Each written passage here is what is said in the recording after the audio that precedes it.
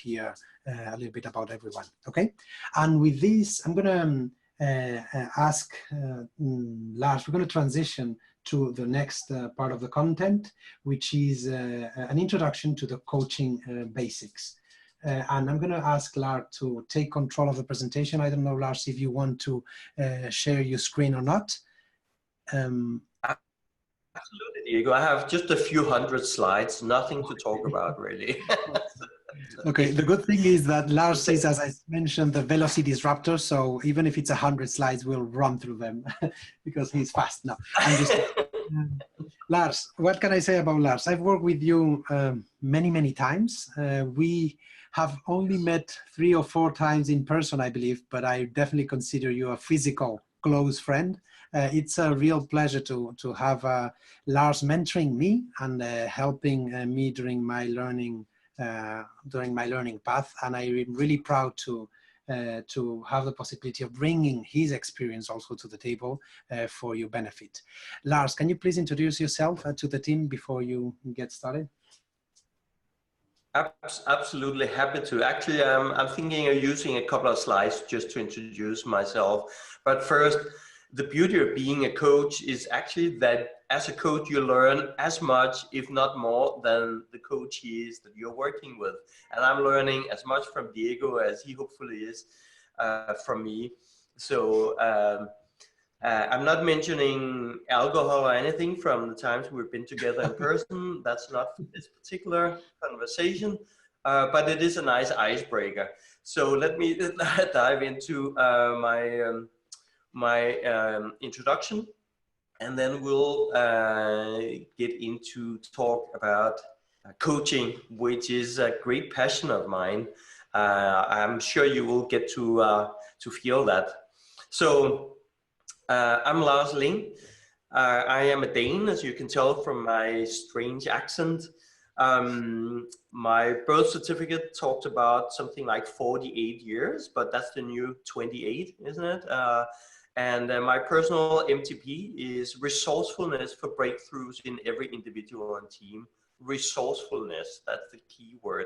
The resourcefulness in each of us and everybody out there, which is why there's so much hope for humanity and for our planet, in my opinion. We just need to get that resourcefulness out of people, help them start believe that we can have an impact.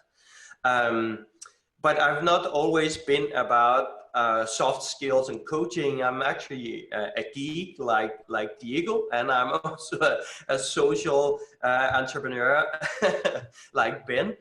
So all of us will have a lot in common, which I'm sure you will see.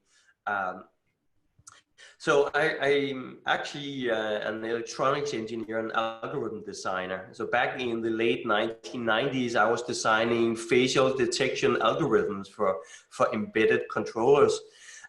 So when techies are talking about they're working on cutting edge stuff, I'm like, come on, guys, this was cutting edge like how many years ago, right? But this is one of the points that the performance keeps doubling, and so now we are starting to be able to do amazing things with these technologies. But this is my background, and like 7-8 years ago, I started something called Co-Founders Club in Hong Kong, which is more about the experimentation attribute. And actually building cool startup teams and learn. I did it to learn about team dynamics, and it was absolutely amazing because I've been having corporate careers like many of you in Gartner and Ericsson and Danaher, a large venture fund in Washington, D.C. and stuff like that. Places where you don't experiment. You don't experiment, period, right? So I wanted to do my experimentation. I had to do it outside of corporate careers. So I founded this Co-Founders Club as a place where I could come together with others who also wanted to experiment with technologies, but mostly with team building. And then in the past several years, I've been fanatically involved in studying the powers of community and crowd, the attribute. And I founded Community, which is where you help healthcare professionals to experiment without getting fired. And this is terrible. I have some terrible stories where doctors actually got fired from experimenting with new models and new technologies, which is why I created Community. And in a similar story, I created Educate for Life last year, which is a community that's really starting to fly, where we're designing the future of education. So that's kind of my background, a little bit of many different things, which I think is probably a good starting point for coaching, learning about people, learning about the world around us, and help everybody to be even more resourceful so they can change the world. My email is here, but I'll leave the link to this presentation and to this email after I'm jumping off the call at the top of the hour here. So I was also creating a virtual coaching business for entrepreneurs in India, and this is some years back before I met Diego. And this I built this on the back of book.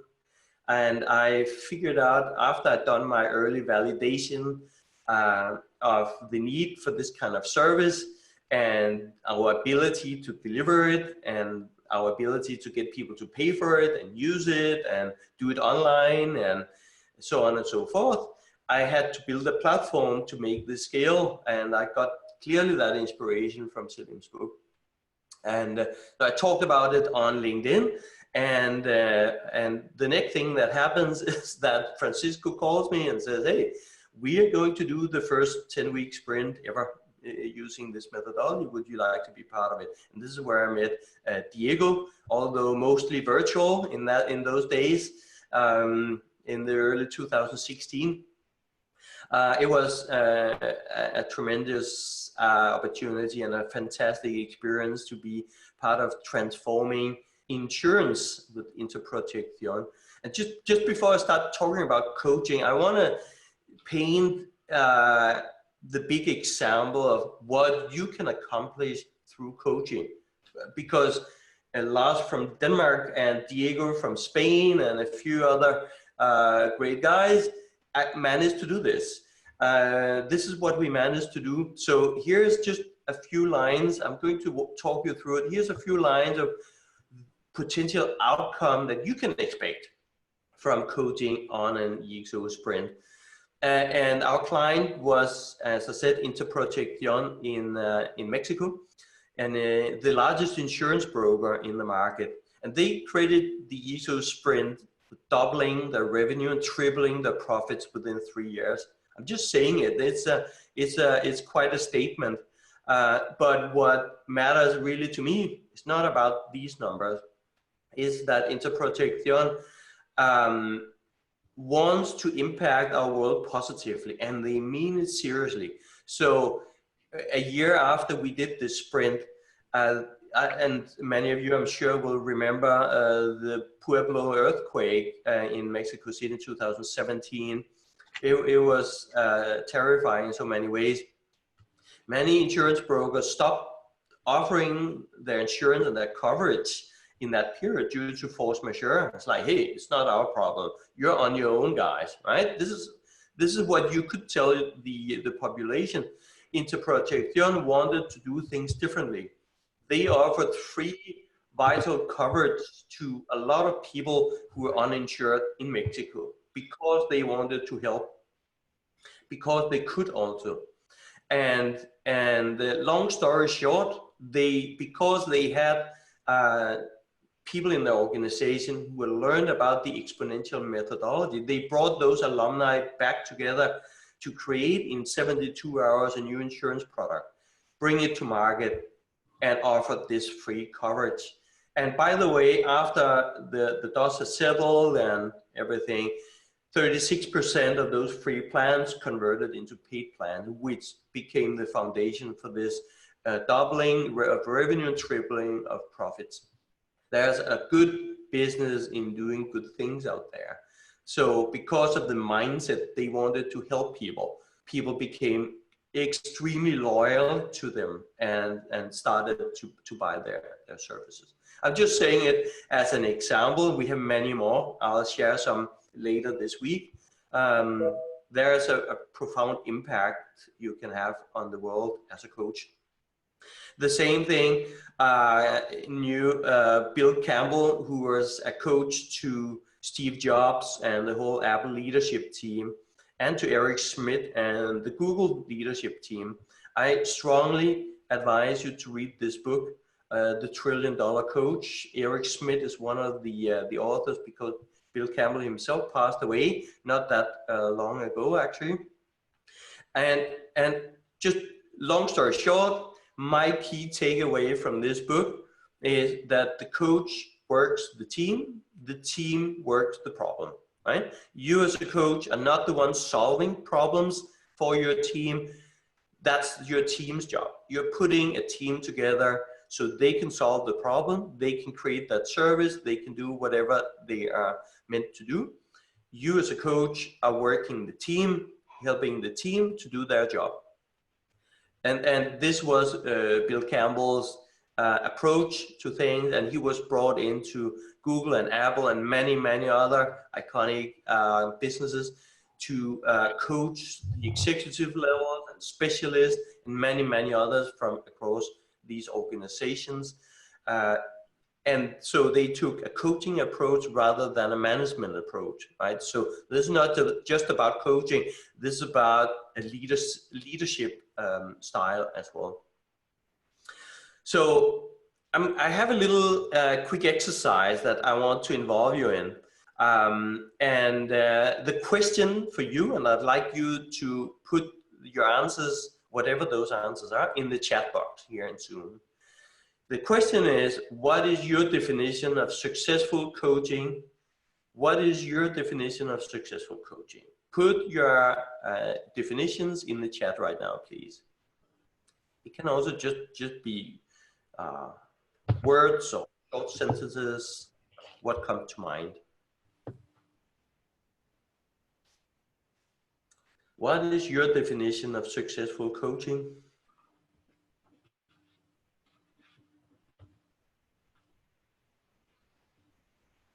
I'm sorry about making you guys work already. I told you.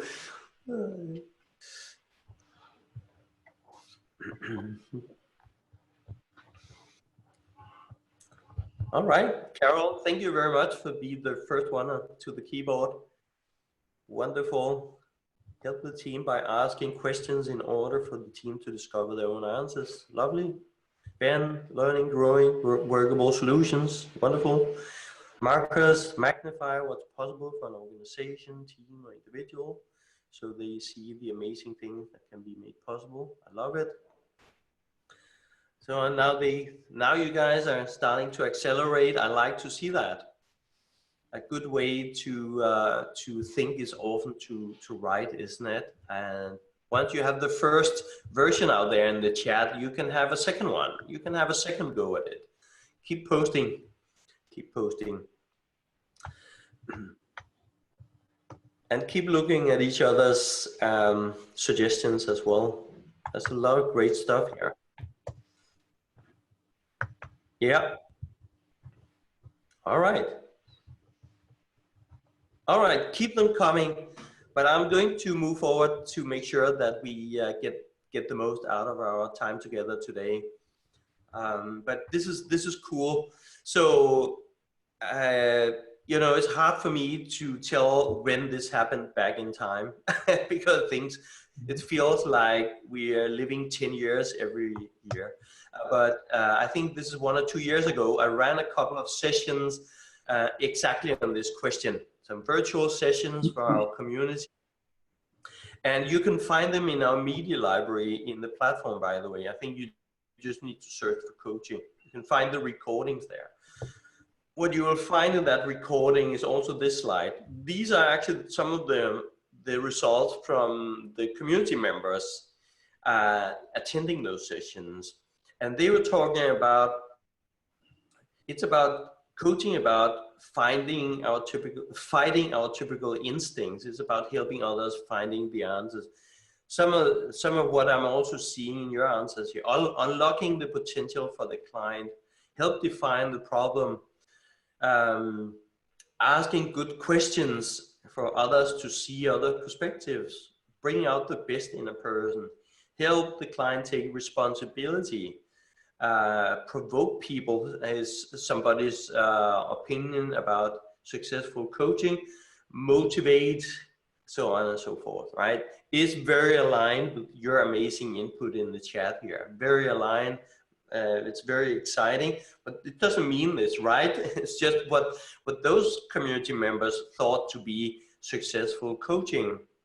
And you have many great additions, which I will capture for another occasion where I can share this again with you or with others. Some of the formal definitions of coaching as follows, and I just want to give you 3 or 4 examples. The first one is coaching is helping someone to unlock their personal potential. I agree.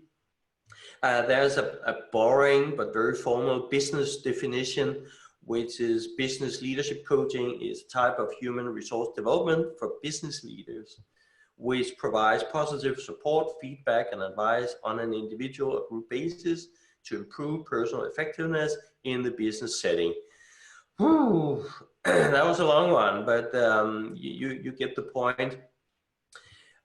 Here's some other definitions. I'm not going to read them out loud.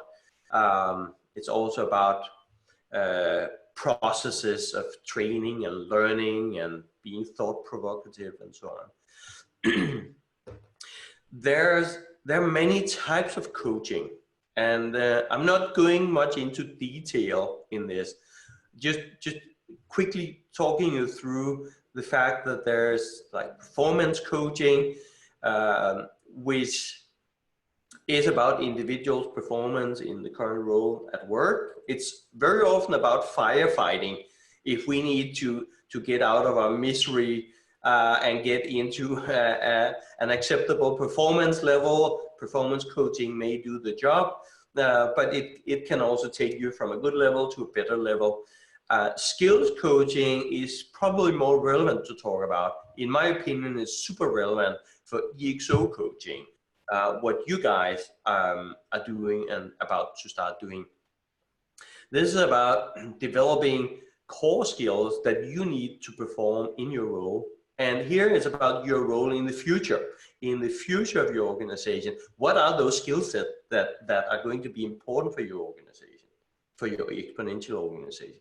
Those skill sets can be acquired during a 10-week sprint. I'll show you an example in a few minutes on how many skill sets that you can acquire during a sprint.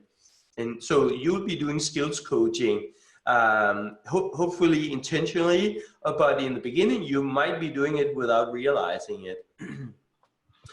Career coaching is not so much our ball game as sprint coaches, but having said that, if you coach senior leaders in an organization, you are going to coach them to understand that the ExO methodology, such as creating edge initiatives, turning them into ExOs on the edge, is an amazing new career path for those employees that are struggling in the organization because they're not being challenged, they cannot be creative, they cannot experiment. And for that reason, many are leaving their company. And the leadership are frustrated, they don't know how to keep these people on board. This, I can tell you, is one of the most exciting career paths for many in existing organizations. And the senior leadership you're coaching needs to understand this and be aware of this. They will love it, I can tell you, when you make them aware of this opportunity. Personal life coaching, I'm not going into that here. I'm sure you guys will, and ladies are good at building trust, and that means people will probably already in your private life be coming to you and asking for advice by instinct because they trust you. But that we don't do that much really on the personal life coaching as part of a sprint. Business coaching is maybe closer to our ball game, and so is executive coaching. Even you will mostly probably be coaching teams, not so much individuals, but it is an opportunity. You can offer your services in executive EXO coaching in our marketplace and outside if you find that relevant. It's a great, great opportunity, but we mostly in sprints coach teams. Team facilitation in the beginning of a transformation process, I can tell you sprint team members are looking at you for to take the lead, because they don't know what's going to happen. They don't know their next steps. So you will need to be a facilitator in the beginning of any transformation project, and then gradually hand over responsibility and ownership to the team. So you will be a facilitator, but try to work your way out of that role to just be standing, observing and coaching from the side, work the team so the team can work on the problem. These are just some of the types of coaching. And let me just specifically talk a little bit about some new capabilities that I saw being developed by teams. In this case, Visa Brazil in Sao Paulo. That's where the national headquarters of Visa Brazil is. They went through a 10-week sprint. I was privileged to be the head coach on that project, and I made a big deal out of following each participant in the sprint very closely. I made many personal friends on that note, by the way, but I was also registering which new capabilities and skill sets that each person developed during the 10 weeks. It's just a 10-week period, right? But they came back to me and said, this is what I learned. I kind of knew this before, but I never actively did this before. I kind of activated a passive skill, or I realized that this is important for me to learn. So, and I did it. Right? So here are actually the skills that were developed by some or many of the sprint participants in the sprint with Visa Brazil. It's pretty much exactly 2 years back that we did this. And you see many skill sets here. And maybe you take it for granted and you say, hey, they probably knew a lot about this already, but actually Visa identified these as capabilities and skill set that they either didn't really have, or it was too passive in their personal skill set. So because of the coaching and the sprint, they developed this and they activated these capabilities. And it's for another day, maybe on Wednesday or something, to talk you through some of the results they got out of this work. So there's another topic which helps sometimes to clarify this coaching term, right? What is coaching? And some find it very helpful to compare coaching and consulting and distinguish between these disciplines. They're both very important disciplines. I know quite a few of you on this call from our consultant certification. And by the way, it's exciting to see you here. And I love seeing all of you here. So it's my opportunity to share a couple of thoughts on how we distinguish between coaching and consulting. They're both important disciplines, and you may be offering both to your client, and that's fine. Just always be crystal clear with your client which role you're taking right now, what hat you're wearing. Are you right now a consultant, or are you right now a coach? Because it makes a big difference on their expectations from you, what you're expected to deliver to them, and what role you have. The consultant, at least by our definitions and our ways of seeing this, it's somebody who's there to tell you, give you, provide to you, give you solutions and answers. The coach, however, is somebody who's got the questions, who's asking questions, who's inquiring, who's empowering the coaches to find the right solutions. The coach doesn't know the solution. The coach is not expected to know the solutions. The coach is there to help empower the team so they can find the solution. Now, the tricky thing here is many of you will easily be real experts on some of the topics that your teams will be considering and working on and struggling to master. And you happen to be an expert on one of those topics. So here's the tricky thing. It's not to cross the line between coaching and consultant. If you do make it very clear that right now you're stepping out of your coach role to provide some suggestions to answers to solutions, because you happen to know this will save them hundreds of hours, just have a look at this solution, guys, and this will fast track you to move on, right? It's not illegal, and it's sometimes necessary to do that because there's limited time for the team. But make sure to be very clear that you're stepping out of the coach role if you do that. So be the one as a coach who's empowering, who's intentionally not stepping in as an expert with solutions and answers. You're not doing that. You're asking questions. You're there to work the team so they can work the problem. Okay, this is kind of the very black and white approach. From the same Zoom session I mentioned earlier that I ran a couple of years ago, the participants in that call from our ecosystem, from our community, they gave these definitions, how they distinguish between coaching and consulting. And they are all great, I think. So I wanted to share this also. So on the coaching side, people are talking about, it's about experiences, it's about values, it's about strengths, behaviors. Behavior is an important one in particular. It's about sharing scars. It's about keeping you accountable on your plan. If you're my fitness coach, and I hope you will be, I will be asking you, because it's nice to have somebody holding me accountable to get out there and do my jogging. And somebody will ask me tomorrow morning, so Lars, did you do your jogging? Yes, I did. Ah, good boy, right? So what's your plan for today? I need to go jogging again, right? It's also, a coach is also somebody to help you choose your work mode. But you're the one choosing if you are the coachee. But it's somebody to ask you a question. Are you in the right work mode?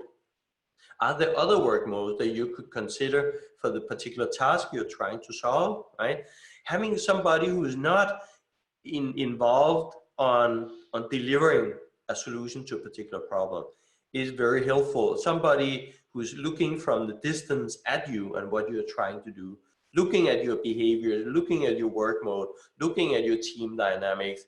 Is Lars actually performing in the team, or why is Lars never here? Asking those questions. There can be good reasons for that, but for a coach, it can be helpful to ask these kind of questions. And for the team, it's nice to know that somebody watching us, somebody who's there to help us and support us and coach us, somebody creating the psychological safety that we need to get out of our comfort zone and suggest crazy ideas, things that we're normally not allowed to talk about by our company, or whatever it may be. Revisiting your goals is another thing that coaches can help do. Active listening is an important skill. Surfing your fears is one of my favorites, because we just have to admit it, that fear is a very, very key part of working on the edge of anything. Even when we are inside our comfort zone, we can feel terrible fear about anything in life. It's perfectly normal. It's not illegal to feel that. It's perfectly normal. It's fine. So, but we need to kind of get above and beyond where we are today and do 10x things with a global impact. We will have to serve these fears, and we will have to learn how to do this and get some help in the process, right? We need that coach to help us serve our fears and keep going and keep going and keep going and keep going. Now, this is what our community friends told me are important words when it comes to defining coaching. And on the other side of this, back to consulting, just for comparison, they see consulting is about giving recommendations on how to solve problems, right? Hey, you should do A, B, C, and D, and that will lead you to a solution to your problem, right? This is what companies are paying a lot of money for. If they don't, they're not quite ready to embrace coaching, or they haven't seen that is existing, or they just want it done, they hire a consultant. They may hire you, and that's great, by the way, to come in and give them the solution, right? And you as a consultant may leverage coaching to actually achieve better and faster and so on. The consultant works on technical stuff, on business stuff, like business models, product market fit, specific technologies.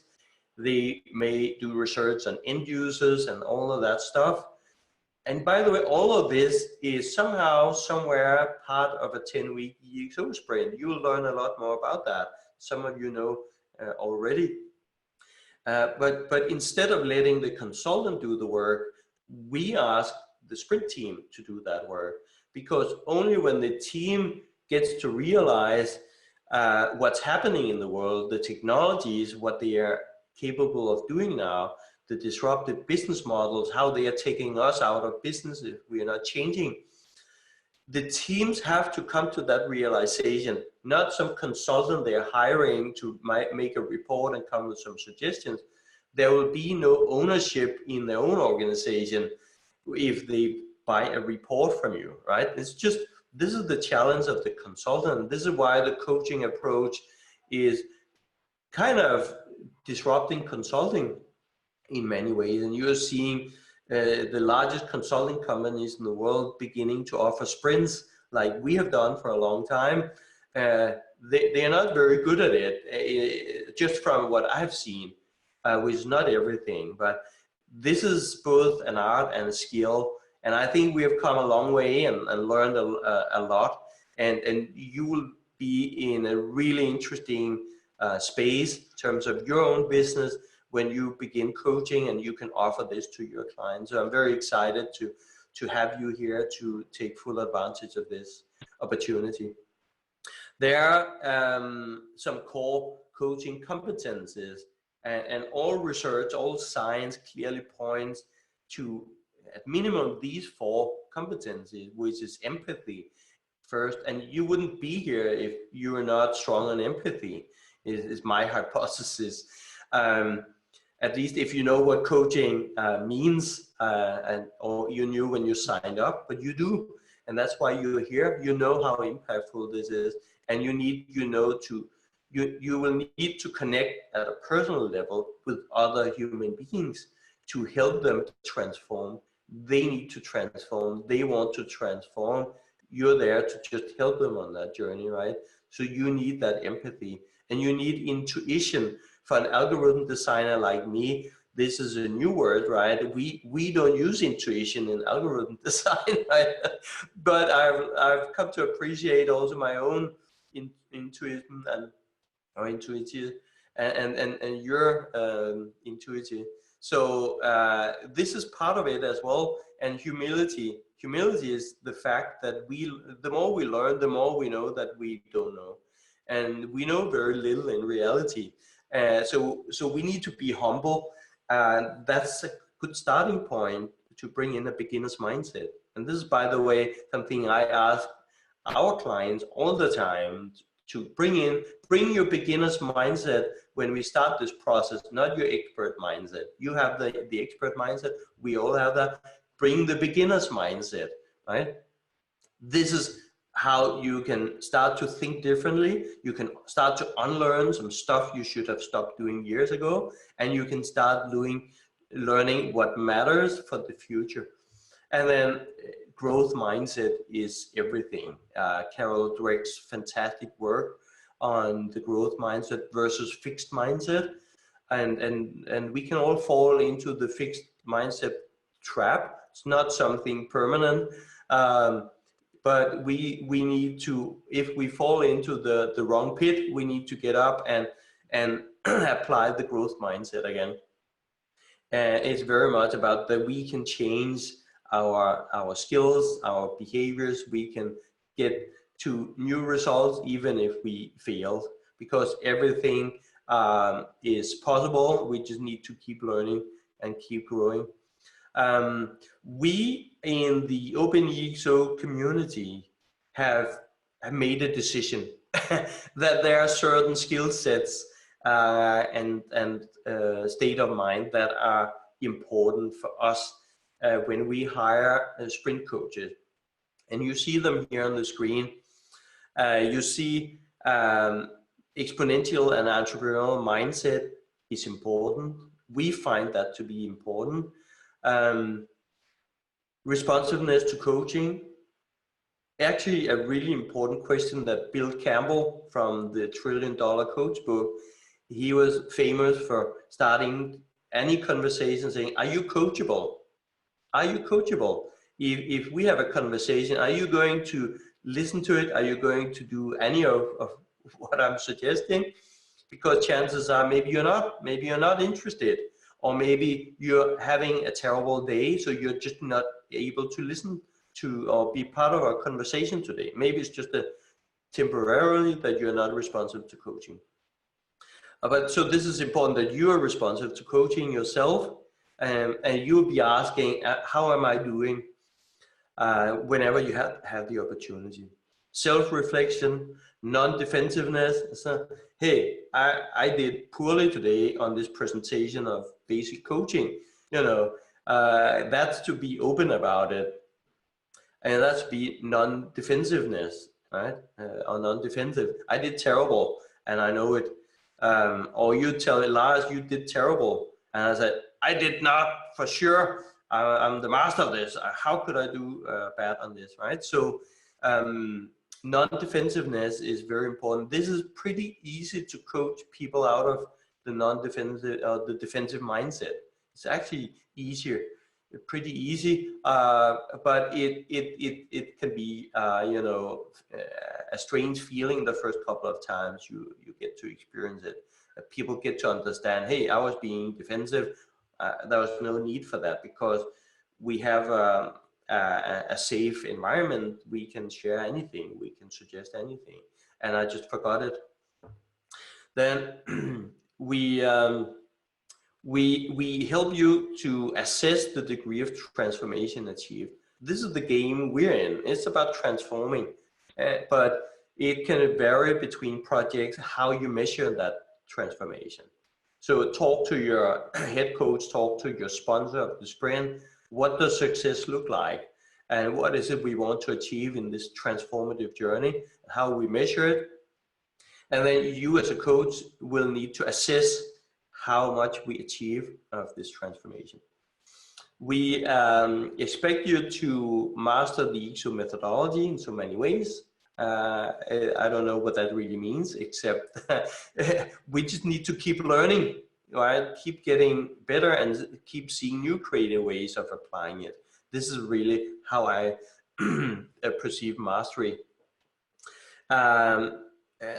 We may think we're not entirely aligned on this, but the networking community building skills are important. You can be a great coach without having this skill. So I'm putting this in brackets. Large organizational politics and the immune system.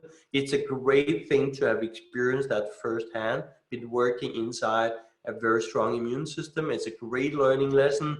You may never get over it mentally, but it's a great learning lesson. And great when you work with large organizations or small that have a strong immune system. Personal professional acumen is important, but it is in any job, isn't it? It's important for us. Empathy, flexibility, and a good EQ are important, as I mentioned earlier. It's great to be able and interested in building team culture and team leadership. And then online collaboration skills, for the reason you see today. get used to it, but you are doing this every day, all of you. So, but your clients may not. So you may have to also coach them over that barrier, mental barrier it is to work together virtually. So I'm coming to the end of my introduction, but also to the end of the time here. But I'm sharing in just a few minutes the link to this presentation. So on your own time, you can come back to all of this, and also to this material I'm showing here, because we have been doing quite a lot of work with Diego, also a part of the key members of that group, to collect different super validated coaching models that are being used widely around the world in different situations for different use. But we wanted to give you this toolbox without introducing it today, really, just leaving you this slide with links to some brief descriptions, and then it's up to you to dive deeper or join some of our community sessions that we will do over time on each of these to help educate ourselves and each other on how can we work with these different models in our work as an ExO Sprint coach. My closing slide is this. This is actually from the HBR article, The Feedback Fallacy, from March, April 2019. It's page 92 to 101. One of my favorite articles ever. It's about the right way to help colleagues excel. And there are some specific questions that we often ask, but maybe we should consider asking a different question at that point in time. And you see here some examples. Again, come back to this slide on your own time. But my kind of key takeaway from this article is that we, and it's all of us, we are by no means the authority on what objectively good performance is. We are not. So set goals with your client, with your coaches, let them define the goals, what they want to achieve. We're just here to empower them to achieve those goals. And it's a very exciting role. I'm sure you're going to love it. I am very sure you're going to love it. And we are here to help you experience this role throughout this particular program that you're starting today.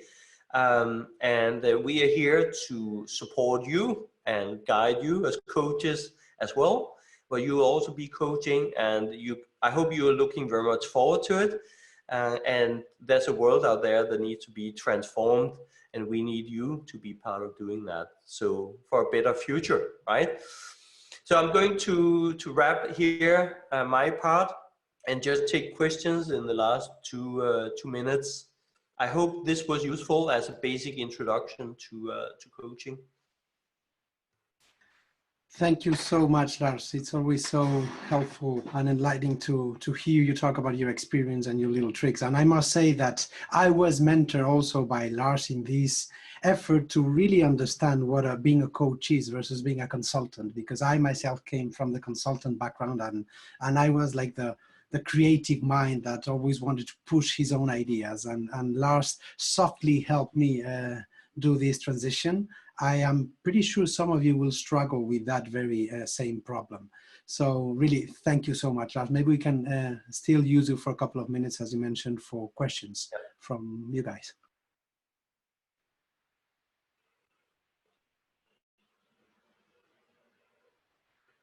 Maybe I talked too much. everybody left. Is there anyone here? You might have been too clear. There was a question related to facilitation. Do you think that facilitator would be also a good way to describe what we are doing? Horacio is asking, now the word facilitator is getting popular. What do you think about it? Yeah, thank you very much for those links and hints there. The answer is yes, facilitation is often needed in our coach role. As I mentioned earlier in my presentation, my preference is as soon as your team and your coaches are ready to take full responsibility for making decisions about next steps and do their own facilitation in their team, I'd like to see you step into the coach role and not the facilitator role. So, but in the beginning of any transformation journey, I see teams struggling in taking leadership, in finding their own way of doing things.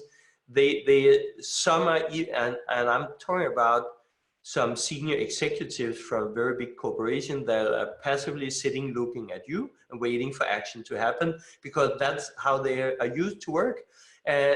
So it can take a few weeks before you get to avoid the facilitation, but and then you will need to be a facilitator until the team is ready. And then for some, it's there's a cultural thing where because there's a more senior person in the room, and then nobody wants to stand up and facilitate. And the senior person doesn't expect to do it. And then you as a coach sometimes need to save the day for everybody by stepping in and doing some facilitation. That can be many unexpected situations and reasons why you need to facilitate, but you need to be able to facilitate from time to time, guaranteed. All right, thank you so much once again, Lars. We really appreciate your time and your class, your